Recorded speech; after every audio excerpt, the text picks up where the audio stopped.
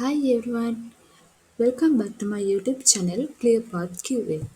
Today I am going to explain about text activities, testware and test roles.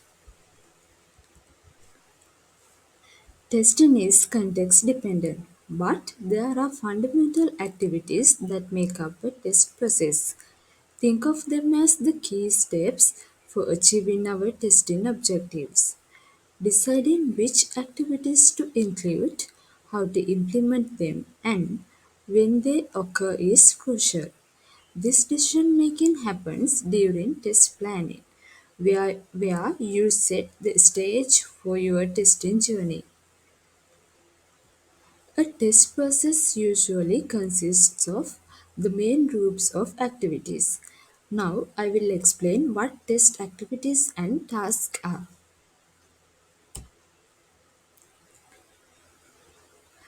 One of the test activities is test planning. Test planning consists of defining the test objectives and then selecting an approach that best achieves the objectives within the constraints imposed by the overall context. This will be explained further in an upcoming chapter. Test monitoring and control is one of the test activities. Test monitoring involves the ongoing checking of all test activities and the comparison of actual process against the plan. Test control involves taking the actions necessary to meet the objectives of testing. Test monitoring and control are further explained in section 5.3. One of the test activities is test analysis. Test analysis includes analyzing the test basis to identify testable features and to define and prioritize associated test conditions together with the related risk and risk levels. The test basis and the test objects are also evaluated to identify defects they may contain and to assess their testability. Test analysis is often supported by the use of test techniques. About test techniques, it will be explained further in an upcoming chapter. Test analysis answers the question what to test in terms of measurable coverage criteria. Test design is also one of the test activities. Test design includes elaborating the test conditions into test cases and other testware, as example test charters. This activity often involves the identification of coverage items, which serve as a guide to specify test case inputs.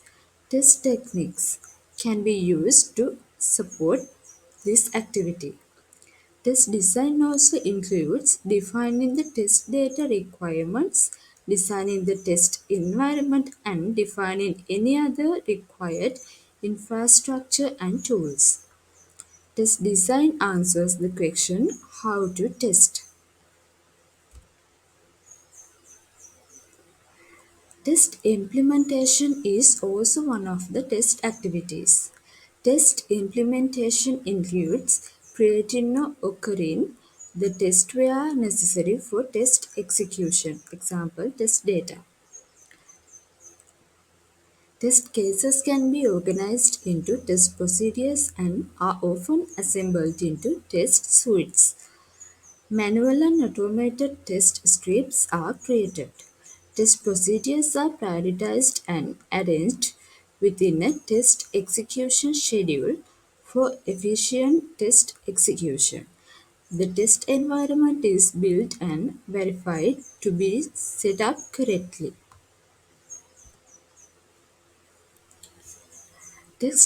Execution is also one of the test activities. Test execution includes running the test in accordance with the test execution schedule. Test execution may be manual or automated. Test execution can take many forms, including continuous testing or pair testing sessions. Actual test results are compared with the accepted results. The test results are logged. Anomalies are identified their likely causes. This analysis allows us to report the anomalies based on the failures observed.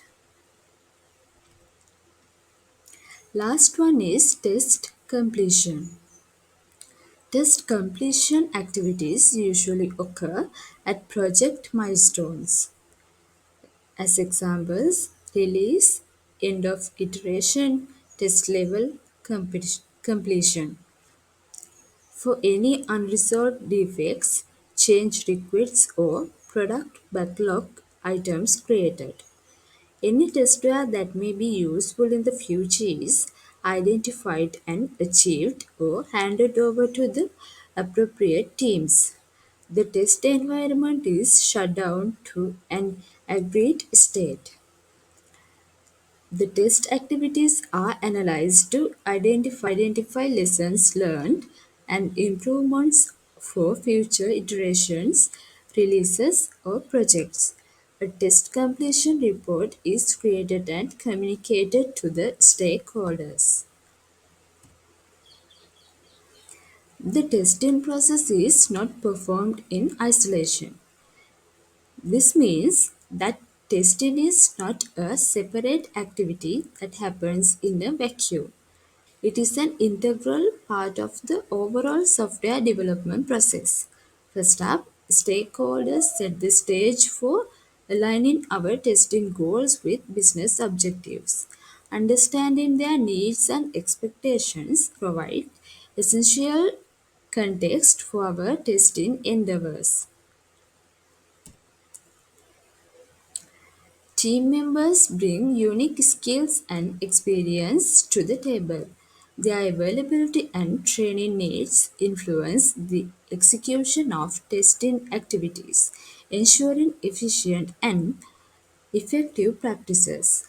For business domain, considering the criticality of the test object, identified risks, market needs, and legal regulations.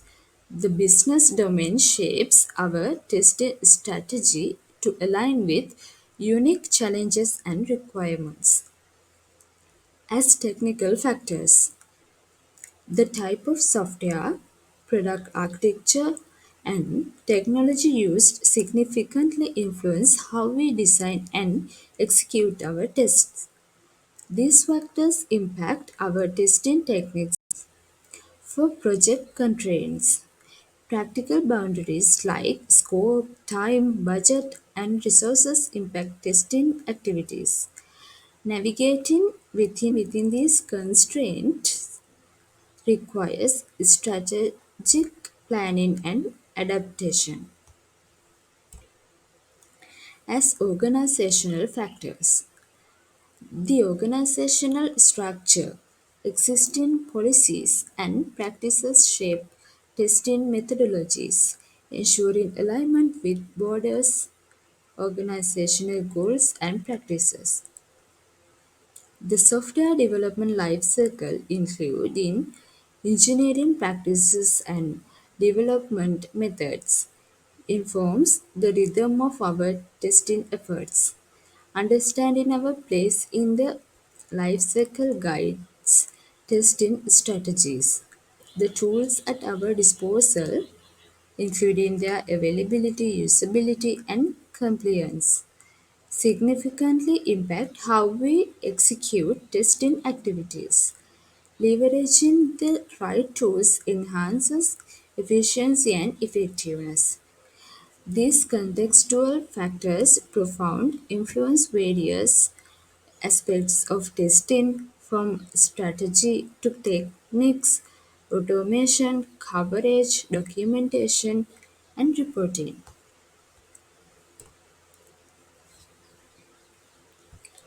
Testware is created as output work products from the test activities you before. There is a significant variation in how different organizations produce, shape, name, organize, and manage their work products. Let's explore the categories of testware. First up, under test planning, we have essential work products like the test plan, test schedule, risk register, and entry and exit criteria. The risk register provides a detailed list of risks along with their likelihood, impact, and information about risk mitigation. Those will be discussed in coming chapter. Moving on the test monitoring and control, work products include test progress reports, documentation of control directives, and risk information. Under test analysis, we have work products such as prioritized test conditions and defect reports related to defects in the test basis. In the realm of work products encompass prioritized test cases, test charters, coverage items, test data requirements, and test environment requirements. These form the blueprint for our testing strategies. Test implementation introduces work products like test procedures, automated test strips, test suites, test data, test execution schedule, and service virtual elements like stubs, drivers, simulators, and service virtualizations are vital components of the test environment.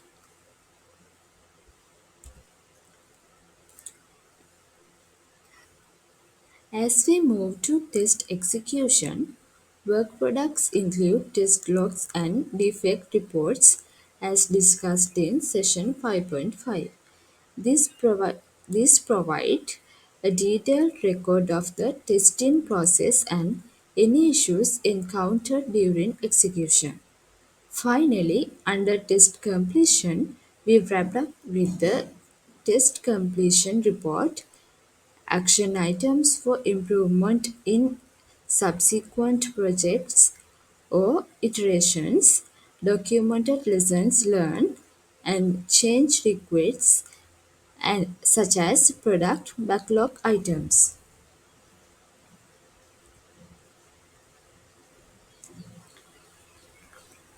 Traceability between the test basis and testware. In order to implement effective test monitoring and control, it is important to establish and maintain traceability throughout the test process between the test basis elements, testware associated with these elements, example test conditions, risk, test cases, like that, test results, and detected defects. Accurate traceability supports coverage evaluation, so it is very useful if measurable coverage criteria are defined in the test basis. The coverage criteria can function as key performance indicators to drive the activities that show to what extent the test objectives have been achieved. For example, traceability of test cases to requirements can verify that the requirements are covered by test cases. Test object. In addition to evaluating coverage, good traceability makes it possible to determine the impact of changes, facilitates test audits, and helps meet IT governance criteria. Good traceability also makes test progress and clum- good traceability also makes test progress and completion reports more easily understandable by including the status of test basis elements. This can also this can also assist in communicating the technical aspects of testing to stakeholders in an understandable manner. Traceability provides information to assess product capability and project process against business goals. Now I'm going to talk about roles in testing, a key aspect of ensuring effective testing processes. In this syllabus, we'll explore two principal roles, the test management role and the testing role. These roles are pivotal in orchestrating testing activities and ensuring the quality of our software products. Let's understand the responsibilities and focus areas of each role, recognizing that their execution can vary based on project dynamics, team skills, and organizational context. Let's start with the test management role. This role shoulders shoulders the overall responsibility for the test process, the test team, and leadership of test activities.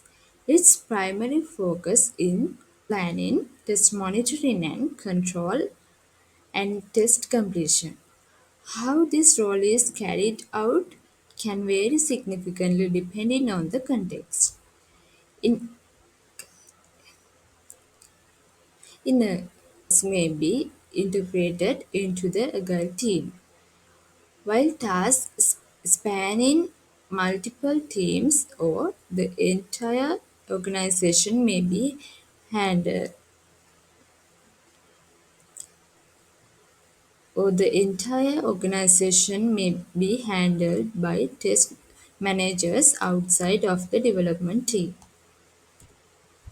Now, turning our attention to the testing role, this role takes the lead in the engineering, technical aspects of testing. Its primary focus lies in test analysis, test design, test implementation, and test execution. Keep in mind that different individuals may take on these roles at different times. For instance, the test management role might be performed by a team leader, a test manager, a development manager, or even someone else with the necessary skills. Concurrently it's also possible for one person to concurrently handle both the testing and test management roles. Today's video is over. To catch up with more content, let's meet in the next video on my YouTube channel. Stay tuned. Thank you.